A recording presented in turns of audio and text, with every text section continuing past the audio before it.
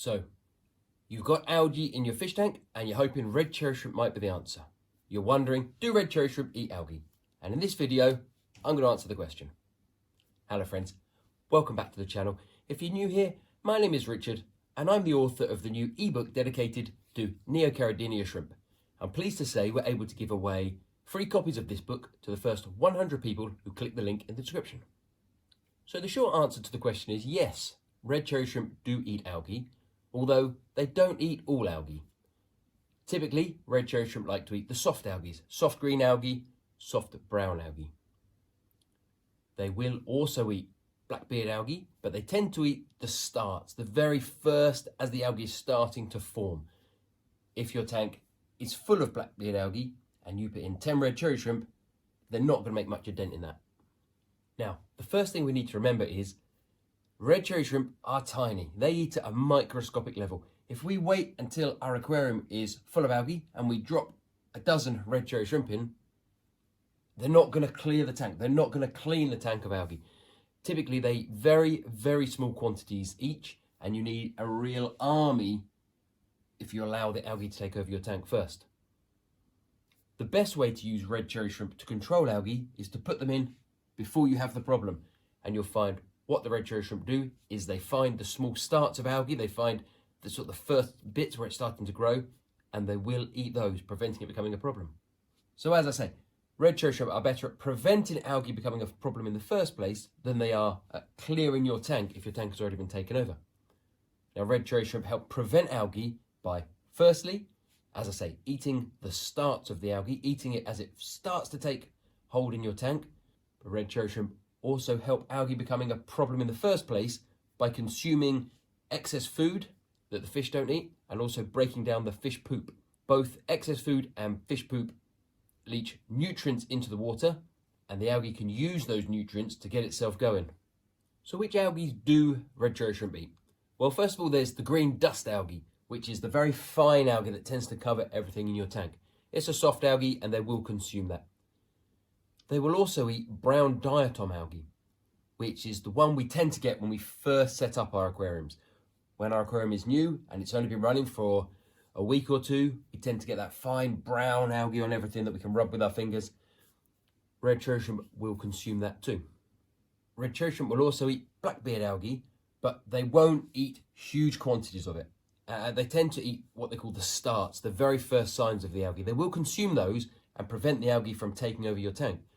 But if you already have a problem with blackbeard algae, red cherry shrimp are not the answer. Something like an Amana shrimp might be more suitable, although, again, even Amana shrimp, they eat at a microscopic level. You need a huge army of them to remove algae. So which algae won't red cherry shrimp touch? Well, they won't touch green spot algae, which is the very hard algae. It tends to only, in fact, the only thing I think I know of that will eat that is nerite snails. I don't know any fish that will really consume that. It's the one you have to scrape off with a blade when you're cleaning your glass. And they also won't eat blue-green algae, which is actually not an algae, it's a bacteria, cyanobacteria. You'll need to treat that with medication. And that is the one which typically covers everything in sheets. You can pull it off in your hands in great clumps. We tend to find that happens a lot in new tanks that have sand as the substrate. They tend to suffer with cyanobacteria algae, with blue-green algae a lot. And the final algae they just won't touch is Staghorn Helgi, which is another very distinctive algae. If you know it, it looks a bit like blackbeard algae, but it's very distinctly in the sort of staghorn shape, which is where it gets its common name. So if you have algae in your tank and you're hoping red cherry shrimp might be the answer, there's two things you can do.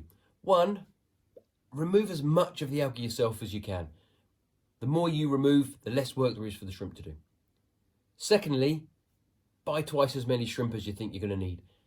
Often we start with 10, 12, 15 red cherry shrimp, and although their numbers will increase over time, this is a 155-gallon tank. 12 red cherry shrimp aren't going to make a dent on any algae that forms in there. You need hundreds.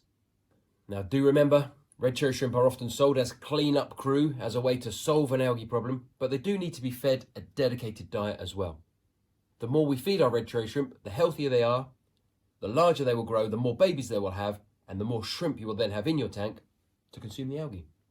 So although red cherry shrimp are probably one of the most commonly sold shrimp in our stores, In fact, Amana shrimp are also fabulous at consuming algae.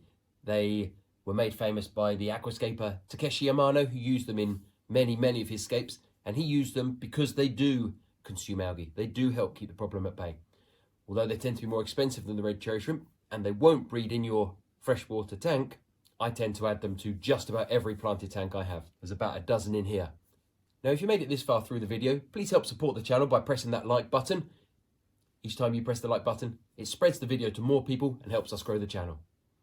Now, if like me you like to geek out on any subject, but particularly on shrimp, we have dozens of articles on my website, fishkeepinganswers.com, and I'll put a link to that in the description as well.